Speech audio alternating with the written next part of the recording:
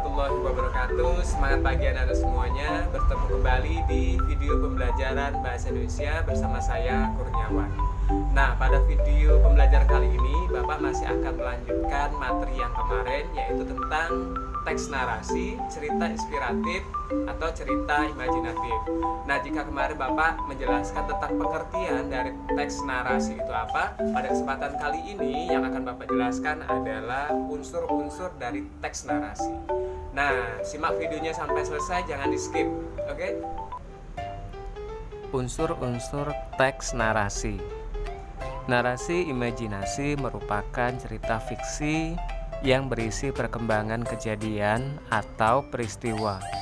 Rangkaian peristiwa dalam cerita digerakkan dengan hukum sebab akibat. Cerita berkembang dari tahap pengenalan, apa, siapa, dan di mana kejadian terjadi, timbulnya pertentangan, dan penyelesaian atau akhir cerita. Rangkaian cerita ini disebut dengan alur. Dalam teks narasi terdapat unsur yang membangun cerita tersebut hingga menjadi utuh.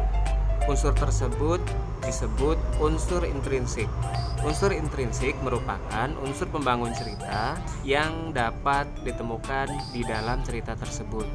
Unsur intrinsik teks narasi sebagai berikut. 1. Tema adalah pikiran pokok yang mendasari pengembangan suatu cerita. 2. Latar adalah gambaran tempat, waktu, dan suasana terjadinya peristiwa dalam suatu cerita. 3. Alur, yaitu jalinan suatu peristiwa dalam cerita. 4. Penokohan atau perwatakan adalah gambaran watak tokoh dalam suatu cerita. 5. Sudut pandang atau point of view, yaitu gambaran kedudukan pengarang dalam sebuah cerita. 6. Amanat, yaitu pesan atau nasihat pengarang kepada pembaca yang dimuat di dalam cerita. 7. Gaya bahasa, yaitu pemakaian majas dalam cerita. Gaya bahasa diperlukan untuk menghidupkan cerita supaya lebih dinamis.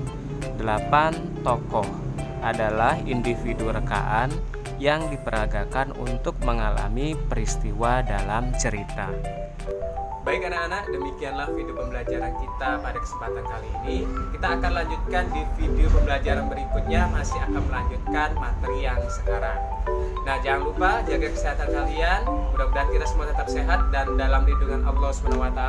Bapak akhiri untuk pertemuan kali ini dengan ucapan wabillahi taufiq wal hidayah. Wassalamualaikum warahmatullahi wabarakatuh. Dadah.